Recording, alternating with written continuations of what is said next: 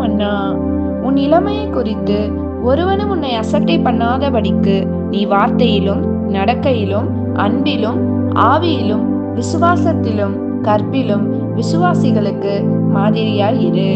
1 தீமோத்தேயு 4:12. ஜெபம். எங்களை ஒவ்வொரு நாளும் வழிநடத்துகிற எங்கள் தேவனாகிய கர்த்தாவே, உமக்கு ஸ்தோத்திரம்.